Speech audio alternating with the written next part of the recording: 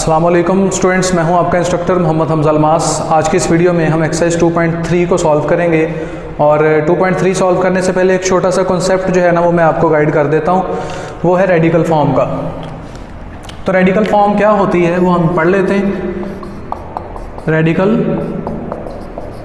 Form, ठीक है। तो रेडिकल फॉर्म में इसकी पहले जर्नल एक एग्जांपल देख लेते हैं, जर्नल एक्सप्रेशन इसका देख लेते हैं। एंड ये एक जर्नल जो है ना वो रेडिकल फॉर्म है। रेडिकल फॉर्म के अंडर रूट के अंदर जो वैल्यूज़ लिखी गई होती हैं उनको कहा जाता है रेडिकेंट या बेस, ठीक है। इसको रेडिकेंट भी कह सकते हैं या बेस भी कह सकते हैं। और यहाँ पे जो छोटी सी वैल्यू लिखी होगी इसको इंडेक्स ऑफ रेडिकल कहते हैं। क्या कहते हैं? Index of radical. और ये जो सिंबल है अंडर रूट का इसको कहते हैं रेडिकल सिंबल, रेडिकल साइन, ठीक है। तो ये रेडिकल साइन है। तो हर रेडिकल फॉर्म ये तीन चीज़ों पे लाजमी मुश्तमिल होगी, उसमें इंडेक्स भी होगा, उसमें रेडिकेंट भी होगा और उसमें रेडिकल साइन भी होगा। तो इसकी एक एग्जांपल्स देख लेते हैं। मसलन कि मैं लिखता हूँ 3√5, तो उसमें रेडिकेंट भी है, रेडिकल साइन भी है और इंडेक्स भी है। तो इसका मतलब ये in the form of radical है। इसी तरीके से अगर मैं यहाँ पे लिखता हूँ -5⁻3, तो इसमें रेडिकेंट भी है, रेडिकल का साइन भी है और इंडेक्स भी है, तो ये भी in the form of radical है। इसी तरीके से अच्छा स्टूडेंट्स, अगर मैं ये लिखता हूँ √2, ठीक है, तो यहाँ पर स्टूडेंट्स कहेंगे सर इसमें वो इंडेक्स नहीं है। तो नहीं, बिल्कुल गलत।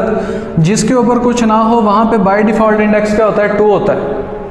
तो स्टूडेंट्स ये कह सकते हैं कि सर ये जो है ना वो रेडिकल फॉर्म में नहीं है, लेकिन ये सही बात नहीं है, क्योंकि अगर रेडिकल के साइन के ऊपर कुछ नहीं लिखा हुआ तो इसका मतलब वहाँ पे बाय डिफ़ॉल्ट क्या है? 2 मौजूद है। तो ये याद रखना है हमेशा, ठीक है। इसी तरीके से अगर आप बात करते हैं √3 की, तो अगर यहाँ पर इंडेक्स नहीं लिखा हुआ तो वहाँ पे ऑटोमेटिकली बाय डिफ़ॉल्ट क्या मौजूद होता है? 2। तो इसलिए आप इसको यहाँ पे लिखें या ना लिखें एक ही बात है, पता होना चाहिए आपको कि यहाँ पे इस वक्त क्या मौजूद है? 2 मौजूद है, ठीक है। इस तरह से आप जो है ना फॉर एग्जांपल आपके पास इस तरह है, तो रेडिकल फॉर्म को आप एक्सपोनेंशियल फॉर्म में भी कन्वर्ट कर सकते हैं। तो जब आप इसको एक्सपोनेंशियल फॉर्म में कन्वर्ट करेंगे तो 2 और √3 को हटाकर आप क्या लगा देंगे? 1/3। तो रेडिकल फॉर्म को हमने किस में फॉर्म में चेंज कर दिया? एक्सपोनेंशियल फॉर्म में। एक्सपोनेंशियल फॉर्म इसलिए कहा जाता है क्योंकि ये पावर की शेप में लिखी गई है, ठीक है। इसी तरीके से अगर फॉर एग्जांपल आपके पास है 2⁵, ये है एक्सपोनेंशियल फॉर्म। आप इसको रेडिकल फॉर्म में भी कन्वर्ट कर सकते हैं। किस तरह से? इसका 1/5 हटाएं और इसको इस तरह से लिख दें। तो ये थी एक्सपोनेंशियल में, ये किस में हो गई? रेडिकल में। इसी तरीके से अगर आपसे कहा जाता है 2√, इसको in the form of exponential करें, पावर की शेप में करें, तो आप इसका 2 यहाँ पर कुछ नहीं है, इसका मतलब यहाँ पे क्या है? 2। तो आप इसको किस तरह से लिखेंगे? 1/2। तो आपने रेडिकल को एक्सपोनेंशियल फॉर्म में कन्वर्ट कर दिया। तो इस तरह से आप किसी भी रेडिकल को एक्सपोनेंशियल में और एक्सपोनेंशियल को रेडिकल में कन्वर्ट कर सकते हैं। Friends, next exercise 2.3 question number 1, right each radical expression in exponential and exponential expression in radical notation. यानी कि जो रेडिकल हैं उनको एक्सपोनेंशियल करें और जो एक्सपोनेंशियल हैं उनको in the form of radical convert करें। तो आइए स्टार्ट करते हैं सॉल्यूशन। तो ये क्या है? रेडिकल फॉर्म में है, आपने इसको एक्सपोनेंशियल फॉर्म में कन्वर्ट करना है। तो इसका आसान पैटर्न क्या है? -64। अच्छा, एंड पे उसने लिखा है डू नॉट सिंप्लीफाई, यानी कि आपने इसको सिंप्लीफाई नहीं करना, जस्ट रेडिकल को एक्सपोनेंशियल फॉर्म में कन्वर्ट कर देना। तो -64 आपको पता है कि अंडर रूट और 3 का साइन हटाएंगे 1/3 लगा देंगे। तो बस यही आपने करना है। ये था रेडिकल फॉर्म में, ये किस फॉर्म में आ गया? एक्सपोनेंशियल फॉर्म में। तो ये इसका आंसर होगा। नेक्स्ट सॉल्यूशन स्टार्ट करते हैं। इसी तरीके से 2, इसको मैं थोड़ा सिंपल कर लेता हूँ, 3 × 1/5, ठीक है। तो इसी तरीके से 3 × 1/5, ये जो डिवाइड में 5 था मैंने उसको सेपरेट कर लिया। अब क्या करेंगे? 2⁻³ वैसे ही रह जाएगा। ये जो 1/5 है इसको इस तरह से लिख देंगे, इसके इंडेक्स की फॉर्म में। तो ये जो है ना आपके पास पहले एक्सपोनेंशियल फॉर्म में था, अब किस फॉर्म में आ गया, in the form of radical form में आ गया। नेक्स्ट इसको भी सॉल्यूशन स्टार्ट करते हैं इसका। तो आपने इसको भी ऐसे ही करना है, -7 तो 1/3 है, तो आपको पता है इसको in the form of radical, exponential को रेडिकल में कन्वर्ट करेंगे तो अंडर रूट एंड यहाँ पे क्या आ जाएगा 3, ठीक है, इस तरह से भी। और ये माइनस आप बाहर भी लिख सकते हैं इस तरह करके। तो ये दोनों में से दोनों ही इसके आंसर ठीक हैं। तो आपने पहले क्या था, in the form of exponential था, एक्सपोनेंशियल कहते हैं पहले पावर की शेप में था, अब आपने इसको किस फॉर्म में कर दिया, रेडिकल फॉर्म में कर दिया। इसको भी ऐसे ही सॉल्व करेंगे। इसको क्या करेंगे, ये कौन सी फॉर्म में है, एक्सपोनेंशियल फॉर्म में है, तो आपने इसको क्या करना है, रेडिकल फॉर्म में करना है। -2 × 1/3 अलग किया, y की पावर -2 और ये 1/3 को in the form of radical लिख देंगे तो ये इसका आंसर आ जाएगा।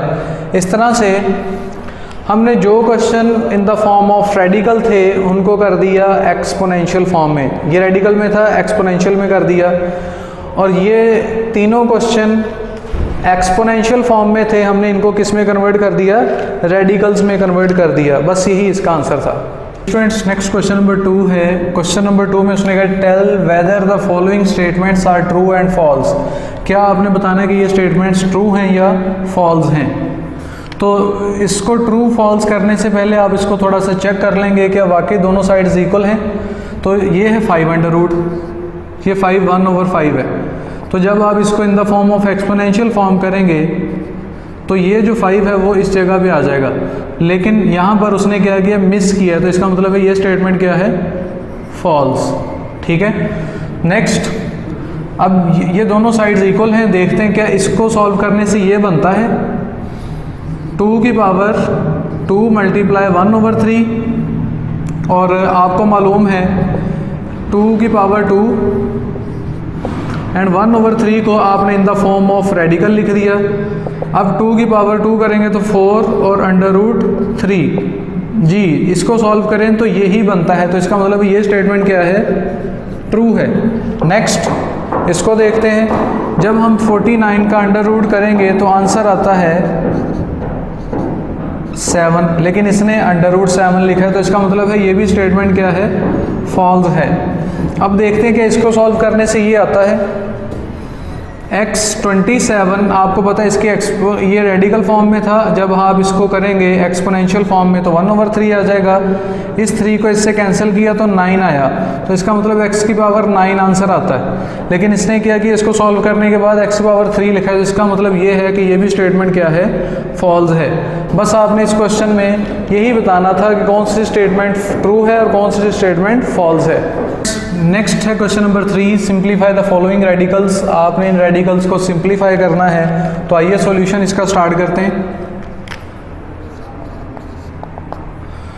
तो सॉल्यूशन स्टार्ट करते ही सबसे पहले आपने क्या काम करना है, 125, एक बार क्वेश्चन को रिपीट कर लेते हैं। उसके बाद आपने in the form of radical को एक्सपोनेंशियल फॉर्म में सबसे पहले कन्वर्ट करना है, 1/3। तो ये पहले रेडिकल में था, हमने इसको एक्सपोनेंशियल यानी कि पावर की फॉर्म में कन्वर्ट कर दिया। अब क्या करेंगे, इस 125 के फैक्टर बनाने हैं। 125 की फैक्टराइजेशन कर ली, 525 एंड 5 1 तो इसके बनाए फैक्टर। अब आपने पेयर कितने का बनाना है, पेयर इसको देखते हुए आपने बनाना है। ये वैल्यू कितनी है, 3, तो इसका मतलब 3 का पेयर बनाएंगे, ये 3 का पेयर बन गया। तो आप क्या करेंगे, 5 की पावर 3 माइनस एंड 1/3, तो ये इससे हो गया कैंसिल, तो आंसर आया हमारे पास -5, तो यही इसका आंसर होगा। नेक्स्ट क्वेश्चन की जानिब बढ़ते हैं। तो इसको भी आपने सबसे पहले सॉल्यूशन इसका स्टार्ट कर दें और क्वेश्चन को एक बार रिपीट कर लेते हैं। और ये जो क्वेश्चन है इसको सबसे पहले in the form of exponential convert करेंगे। एक्सपोनेंशियल में कन्वर्ट करने के बाद आपने इस 32 के बनाने हैं पेयर्स, फैक्टर 216, 28, 24, 22 एंड 21, ठीक है। तो हमने इसके बनाए फैक्टर। अब देखना ये है कि कितने कितने का ग्रुप बनाना है आपने। तो ये पावर कितनी है, 4, तो आपने इसमें 4 का पेयर 1 बना लेना, ठीक है। दूसरा 4 का बनाना था लेकिन मजबूरी है कि उसका 4 का पेयर नहीं बन रहा, तो उसको ऐसे ही रहने देंगे। तो इसका मतलब ये हुआ कि एक पेयर 4 का बन जाएगा, 2 की पावर 4 1 बन गया, डॉट 2, ये वाला 2 अलग रह गया, ठीक है। तो ये हमारे पास आया 1/4। ये 1/4 इसका भी है और इसका भी है, तो आप क्या करेंगे, ये 1/4 इसके साथ भी मल्टीप्लाई हो जाएगा और ये जो 1/4 है वो इसके साथ भी मल्टीप्लाई हो जाएगा। अब इनकी पावर्स के साथ मल्टीप्लाई होगा, तो ये 4 इससे कैंसिल हुआ, आंसर है इसका 2 और ये आ गया 2 1/4। तो आप इसको इस तरह भी लिख सकते हैं, या इसको थोड़ा खूबसूरत करने के लिए 2 और ये जो एक्सपोनेंशियल है इसको आप दोबारा से रेडिकल कर दें, ठीक है। तो यही इसका आंसर होगा। नंबर 3, इसका सॉल्यूशन स्टार्ट करते हैं। तो सॉल्यूशन स्टार्ट करते ही एक बार क्वेश्चन को रिपीट कर लें, और ये जो रेडिकल फॉर्म में है सबसे पहले आपने इसको in the form of exponential form में करना है, 3 and 3/2, और ये जो √5 है इसको आप 1/5 मेंशन कर दें। नेक्स्ट, इसके तो मज़ीद फैक्टर या पेयर नहीं बन सकते, इसकी फैक्टर हो, इसके फैक्टर मज़ीद बन सकते हैं। तो 32 के फैक्टर्स बना लें, 2 16, 2 8, 2 4, 2 2 and 2 1। तो ये हमने बनाए इसके फैक्टर। तो ये जो 2 के फैक्टर बनाए हैं 32 के, तो कितने का फैक्टर, कितने का पेयर बनाना है आपने, 5 का। तो इसका मतलब है 2 की पावर 1 2 3 4 5, यानी कि आप क्या करें, 2 की पावर 5 और ये है हमारे पास सिर्फ 3 और इसकी पावर आई 1/5। नेक्स्ट क्या करेंगे, ये 1/5 इसका भी है और इसका भी, तो आप इनकी पावर्स को हर किसी को अलग अलग इनकी पावर दे दें, मल्टीप्लाई 1/5। तो ये 5 इससे कैंसिल हो गया, तो नेक्स्ट आंसर आया 3।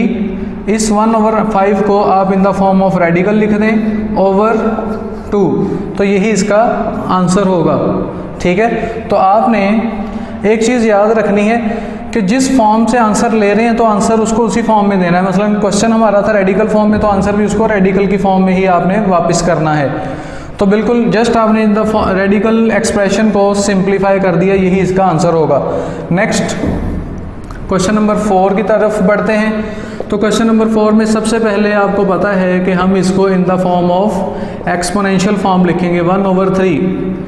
तो 8 के भी पेयर बनाएंगे, 2 4, 2 2 and 2 1। इसी तरीके से 27 के भी पेयर बना लें, 3 9, 3 3 and 1, ठीक है। इन दोनों के बनाए फैक्टर्स, इनके फैक्टर बना लिए, और कितने कितने का पेयर बनाना है, 3 3 का, यानी कि 2 की पावर 3।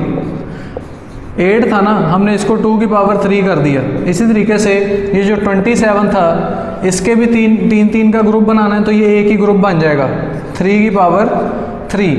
तो बाद में हमने इसको क्या लिखा, 1/3।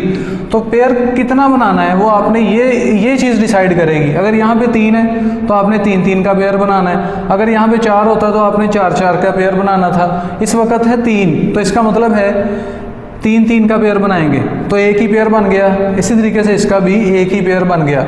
अब ये जो 1/3 है अंदर मल्टीप्लाई कर दें, 2 की पावर 3 मल्टीप्लाई 1/3, 3 की पावर 3 मल्टीप्लाई 1/3। तो ये इससे कैंसिल, ये इससे कैंसिल, आंसर हमारे पास आया 2/3। तो यही इसका आंसर होगा। जी तो स्टूडेंट्स, एक्सरसाइज 2.3 हुई कंप्लीट। बहुत ही इजी एक्सरसाइज थी और हमने इसको बहुत ही इजी वे से सॉल्व किया, और उम्मीद करते हैं आपने इसको अच्छे तरीके से सीख लिया होगा। तो कल इंशाल्लाह नेक्स्ट वीडियो के साथ एक्सरसाइज 2.4 सॉल्व करेंगे नेक्स्ट लेक्चर में। तब तक के लिए अपने होस्ट मोहम्मद हमजा अलमास को दें इजाज़त। अल्लाह हाफिज़।